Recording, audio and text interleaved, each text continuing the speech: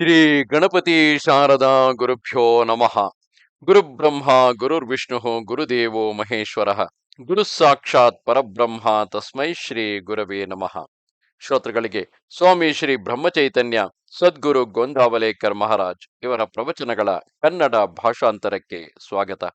ಇಂದಿನ ವಿಷಯ, ಕರ್ಮ ಮಾರ್ಗದಿಂದ ಹೋಗುವಾಗ ನಾಮದ ಅತ್ಯಂತ ಅವಶ್ಯಕತೆ ಇರುತ್ತದೆ.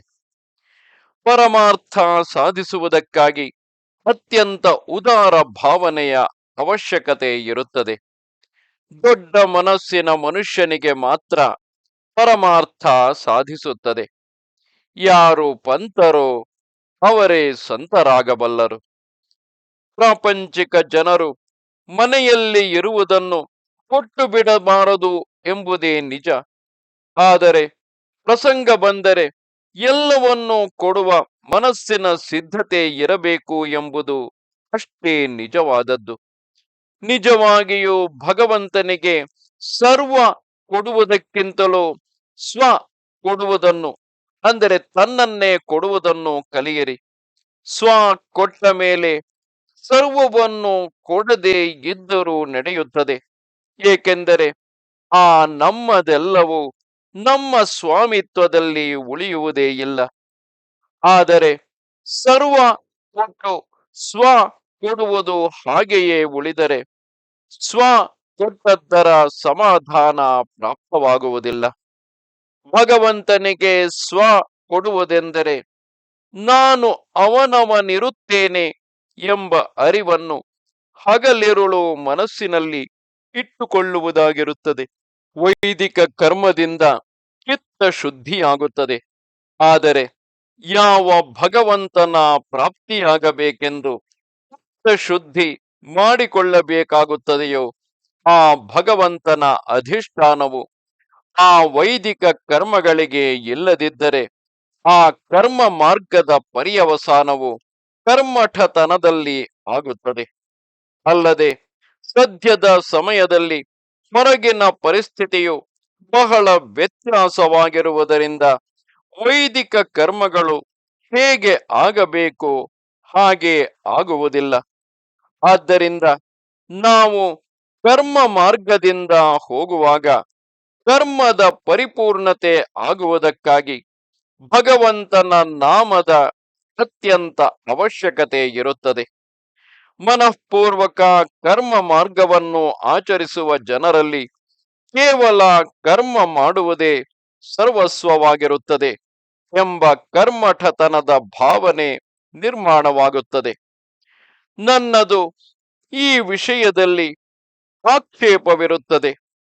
ಸಾಮಾನ್ಯವಾಗಿ ಕರ್ಮ ಮಾರ್ಗಿ ಜನರು ಕಟ್ಟುಪಾಡಿನ ಹಾಗೂ ಸಂಯಮದ ವಿಷಯದಲ್ಲಿ ನನಗೆ ಆದರವೇ ಇರುತ್ತದೆ. ರಾಮನಾಮ ಒಂದನ್ನು ತೆಗೆದುಕೊಂಡು ಬಿಟ್ಟರೆ ಎಲ್ಲ ಧರ್ಮ ಬಂಧನಗಳು ಅನಾವಶ್ಯಕವೆಂಬ ತಿಳುವಳಿಕೆಯು ಸರಿಯಾದದ್ದಲ್ಲ.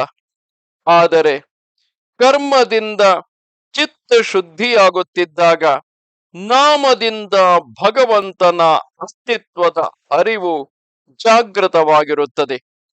ಇಷ್ಟೇ ಅಲ್ಲದೆ ಪೂರ್ಣ ಚಿತ್ತ ಶುದ್ಧಿಯಾಗಿ ಕರ್ಮವು ಕಳಚಿ ಬಿದ್ದ ಮೇಲೆ ಕೇವಲ ನಾಮವಷ್ಟೇ ಶೇಷ ಉಳಿಯುತ್ತದೆ. ಹಾಗೂ ಭಗವಂತನೊಂದಿಗೆ ಏಕರೂಪವಾದವೆಂದರೆ ಅದು ಅವನಲ್ಲಿ ಕರಗಿ ಹೋಗುತ್ತದೆ. ರಾಮನಾಮವು ಕೇವಲ ಮಂತ್ರವಷ್ಟೇ ಅಲ್ಲ, ಅದು ಸಿದ್ಧ ಮಂತ್ರವಾಗಿರುತ್ತದೆ. ಹಾಗೂ ಅದು ನಮ್ಮನ್ನು ಭಗವಂತನವರೆಗೆ ಒಯ್ಯುತ್ತದೆ. ಇಷ್ಟೇ ಅಲ್ಲ, ಅದು ಭಗವಂತನನ್ನೇ ನಮ್ಮ ಕಡೆಗೆ ಎಳೆದು ತರುತ್ತದೆ. ಇದು ನನ್ನ ಪ್ರತ್ಯಕ್ಷ ಅನುಭವವಾಗಿರುತ್ತದೆ. ಯಾರು ಬೇಕಾದವರು ನಾಮದ ಈ ಸಾಮರ್ಥ್ಯದ ಅನುಭವ ಕಂಡುಕೊಳ್ಳಬಹುದು. ರಾಮನಾಮವು ದೇಹ ಬುದ್ಧಿಯನ್ನು ಸುಟ್ಟು ಹಾಕುವ ಅಗ್ನಿಯಾಗಿರುತ್ತದೆ. ರಾಮನಾಮವು ಓಂಕಾರದ್ದೇ ಸ್ವರೂಪವಾಗಿರುತ್ತದೆ. ಅದು ಎಲ್ಲ ಕರ್ಮಗಳ ಹಾಗೂ ಸಾಧನೆಗಳ ಪ್ರಾಣವಾಗಿರುತ್ತದೆ. ಶ್ರೀ ಶಂಕರನನ್ನು ಮೊದಲು ಮಾಡಿ ಸಮರ್ಥರವರೆಗೆ ಆಗಿ ಹೋದ ಮಹಾಸಿದ್ಧರೆಲ್ಲರೂ ಈ ರಾಮನಾಮವನ್ನು ತಮ್ಮ ಕಂಠದಲ್ಲಿ ಧಾರಣೆ ಮಾಡಿರುತ್ತಾರೆ. ರಾಮನಾಮದ 3.5 ಕೋಟಿ ಜಪ ಮಾಡಿದರೆ ನಮಗೆ ನಮಗೆ ನಮ್ಮ ದೈವತದ ಅನುಭವ ಬರದೇ ಇರಲಾರದು. ರಾಮನಾಮದ ಆಧಾರದಿಂದ ನಾವೆಲ್ಲರೂ ರಾಮನನ್ನು ಹೊಂದೋಣ. ನಾಮ ತೆಗೆದುಕೊಳ್ಳುತ್ತಿರುವಾಗ ಆಗುವುದೆಲ್ಲವೂ ಉತ್ತಮ ಹಾಗೂ ನಮಗೆ ಕಲ್ಯಾಣಕಾರಕವಾದದ್ದೇ ಇರುತ್ತದೆ ಎಂಬ ವಿಶ್ವಾಸ ಇಟ್ಟುಕೊಳ್ಳಬೇಕು. ನಾಮಕ್ಕಾಗಿ ನಾಮ ತೆಗೆದುಕೊಳ್ಳಿರಿ, ಅಂದರೆ ಅದರಲ್ಲಿ ರಾಮನಿರುತ್ತಾನೆ ಎಂಬುದು ನಿಶ್ಚಿತವಾಗಿ ತಿಳಿಯುತ್ತದೆ. ನಮಸ್ತೆ ಶಾರದೆ ದೇವಿ ಕಾಶ್ಮೀರ ಪುರವಾಸಿನಿ ತ್ವಾಮಹಂ ಪ್ರಾರ್ಥೆಯೇ ನಿತ್ಯಂ ವಿದ್ಯಾದಾನಂಚ ದೇಹಿ ಮೇ. ನಮಸ್ಕಾರ.